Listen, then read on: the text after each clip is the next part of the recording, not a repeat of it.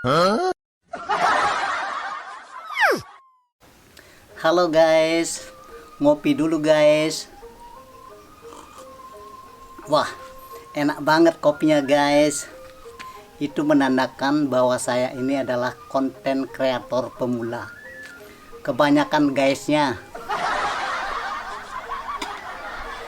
Begini teman-teman, hari ini saya ingin bercerita tentang proses saya sebagai konten kreator di YouTube dari nol sampai monetisasi.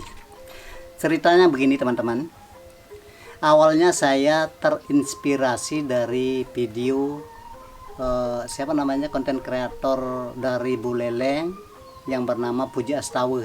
Mungkin sempetan sudah pada tahu. Dia itu adalah konten kreator dari Buleleng yang sangat terkenal. Saya ditunjukkan video-videonya oleh istri saya, kemudian kami tonton, kami ngakak bareng. Ternyata kocak sekali itu videonya. Di samping itu saya juga menonton konten kreator Gus Menir STI Bali, yaitu Gus Menir bersama istrinya Kucita Dewi. Saya suka banget itu Gus Menir dengan dialek medoknya. Nyai jelema sing dadi orain, subuh mentuh orain, dasar jelema semilik gedul nyai. Seperti itu kira-kira. Dari inspirasi itu kemudian saya cari tahu di YouTube bagaimana cara membuat video, bagaimana cara editingnya. Akhirnya setelah saya dapat, barulah saya mencari beberapa teman untuk diajak kolaborasi. Nah, dari beberapa teman ini yang saya ajak kolaborasi ini, ternyata satu pun tidak ada yang mau. Malah saya dikatain, emangnya kamu mau ganti Puji Astawa? Belum apa-apa mental saya sudah di take down sama teman saya.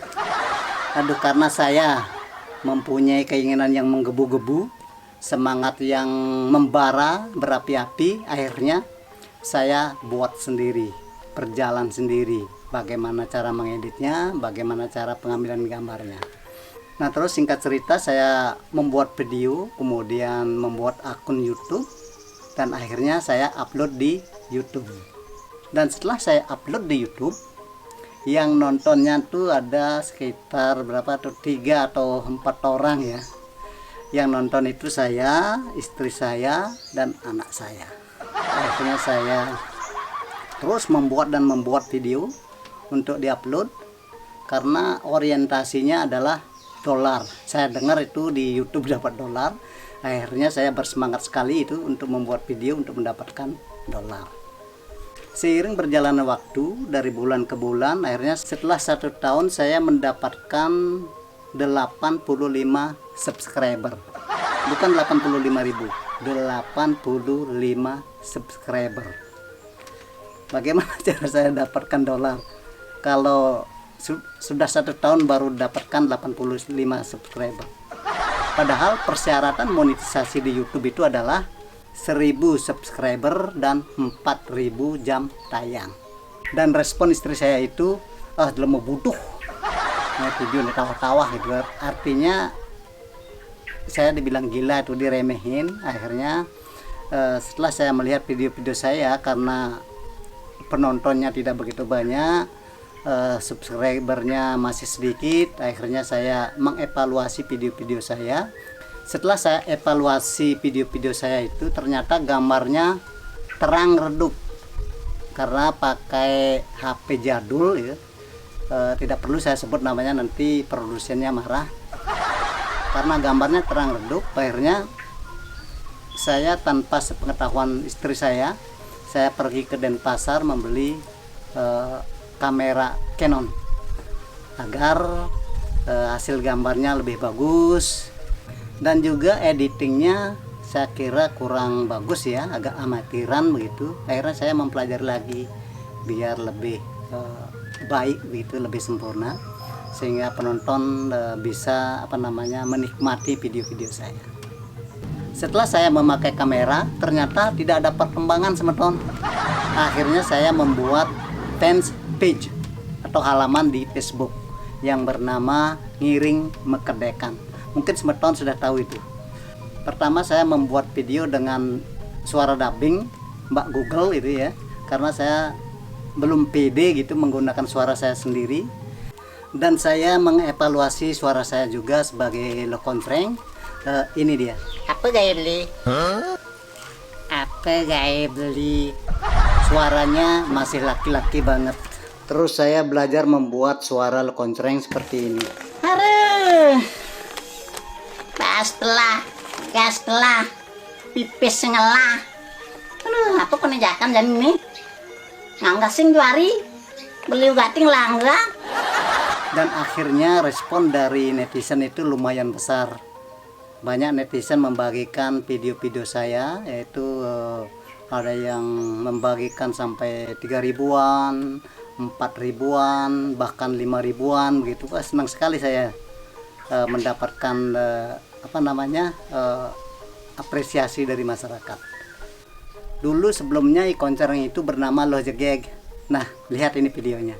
Metapuk bin jakcang, iluh jege, jelemanyem, buduh, lebihan mengeluh. Nah, bagaimana semeton? Loh Jegeg itu saya ganti menjadi Lokontreng supaya masyarakat itu lebih mudah mengingatnya.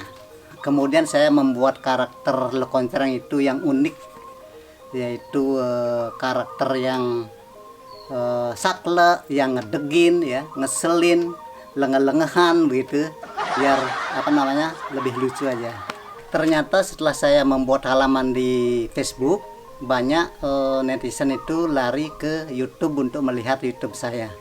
Setelah semakin hari semakin banyak penontonnya, kemudian saya mempunyai kesempatan kolaborasi sama Lokiki kurang lebih 3 kali, dan akhirnya Lokiki itu dikontrak sama Taksunot Bali.